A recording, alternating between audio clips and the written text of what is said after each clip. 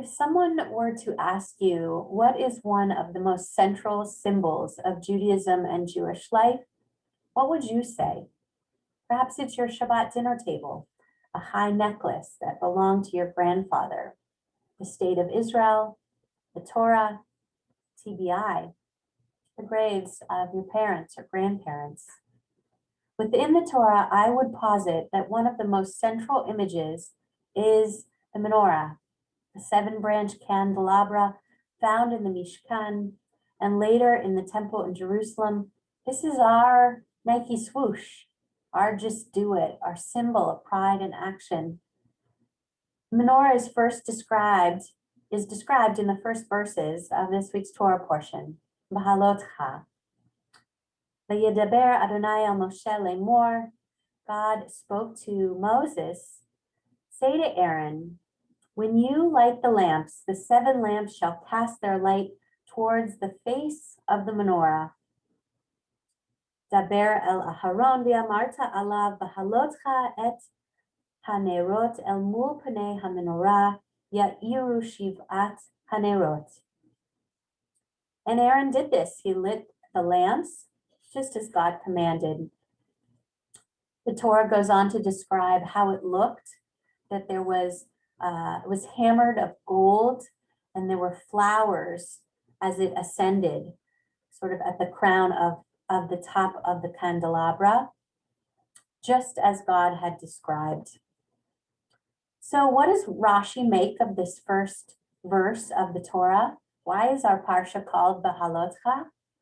Rashi, a French commentator, of course, 11th century, notes that while Behalotecha is actually translated as when you light, it literally means when you cause to ascend. Why is this? Rashi says that flames rise and that scripture describes kindling in terms of ascending. Aaron was required to kindle the lamp until the flames actually rose by themselves. The comment from Rashi goes on to say that also perhaps in front of the menorah, there was a step and that the Kohen, the priest, would have to step up in order to light the lights. So Aaron, our Kohen Gadol, our high priest, was not simply a shamash, a lighter of lamps, but a steward, an elevator, a cultivator of the flame itself. And this is why perhaps Aaron had to physically go up a step to alter both physical and perhaps even mental state, frame of mind, to reach the menorah. This sacred symbol, this iconic logo of sorts, becomes our repository for our history, our hopes, and really our mission. If you've ever been to the Knesset building, our governmental center headquarters in Israel, outside you'll find this right behind me, famous 4-ton bronze sculpture by Beno Elkan, famous Jewish sculptor who escaped from his native Germany to Britain. And menorah was actually presented as a gift from the UK in honor of Israel's 8th Israeli independence. It was modeled after this candelabra that we're learning about in this week's Torah portion. And it contains these incredible bronze reliefs that document our people's struggle to survive, images and concepts from Torah. Some call it a visual textbook of Jewish history. So within Behalotecha, we find a unique command from God to Moshe for Aharon to literally walk up and elevate the flames of the 7-branched candelabra. I find this imagery so powerful and invite us this Shabbat to imagine ourselves as lamplighters.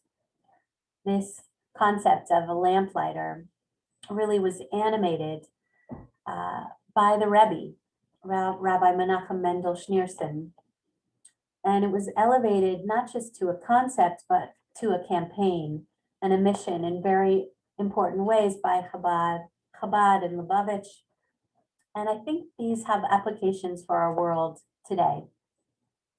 First, a little bit of background about The Rebbe, Rabbi Schneerson, he was known as the Lubavitcher Rebbe, or simply the Rebbe, born in 1902 in what is today the Ukraine, and lived to be 92, and is really considered to be one of the great figures of the 20th century in terms of Jewish life, regardless of denomination.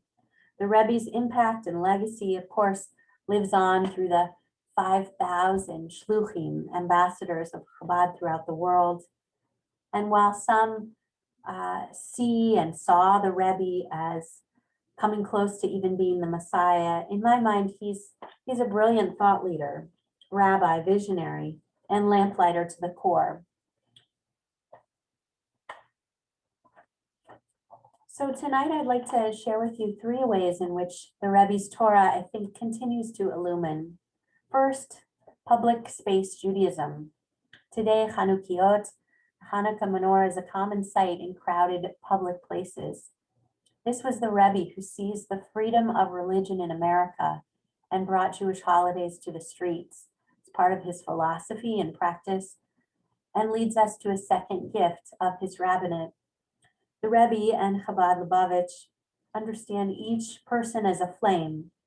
Of course, this stems from our writings as well. Ner Adonai Nishmat Adam in Proverbs 20:27. Each of us, our souls, are candles or wicks, capable of seizing mitzvot and kindling our own spirit and lives by way of Torah and acts of kindness.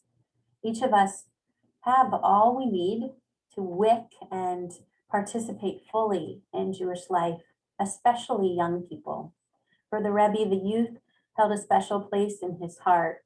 A third contribution, the Rebbe's focus on youth and education. In Rabbi Simon Jacobson's book on the Rebbe, there's a passage that I've carried with me for years.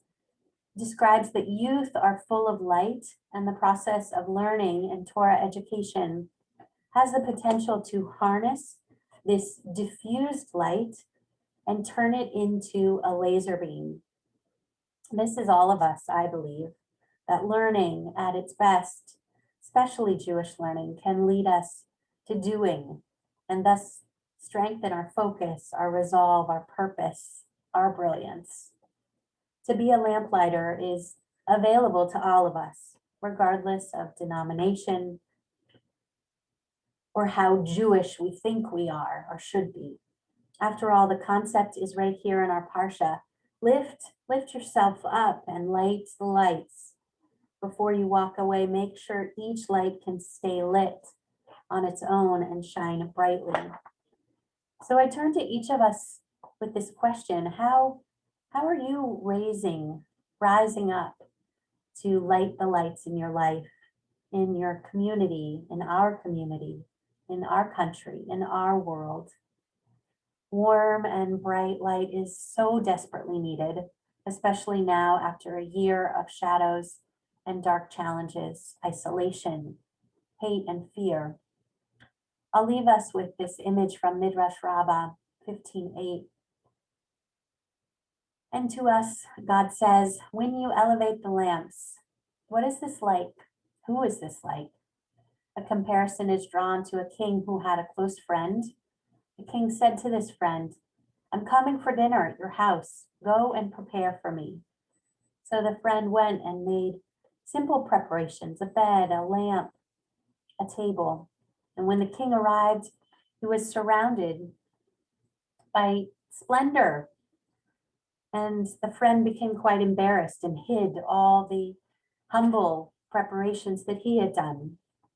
And the king looked around and said to the friend, wait a minute, I've told you I was coming to dine with you. Why have you not prepared anything for me?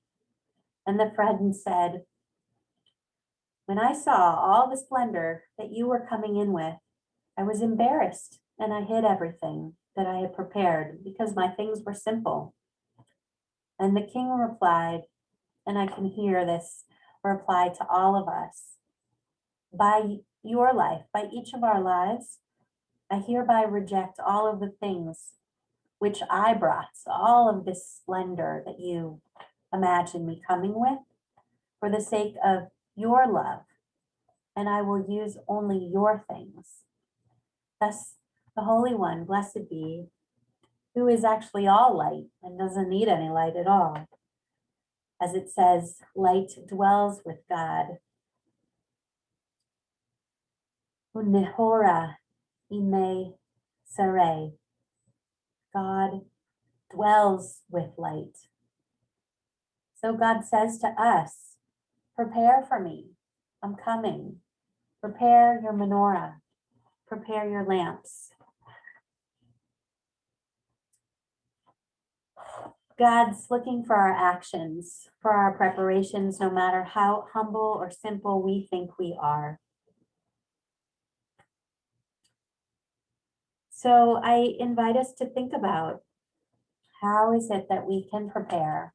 How is it that we can elevate the lamps, light our own wick, and tend to the light that is growing within each of us? Shabbat Shalom.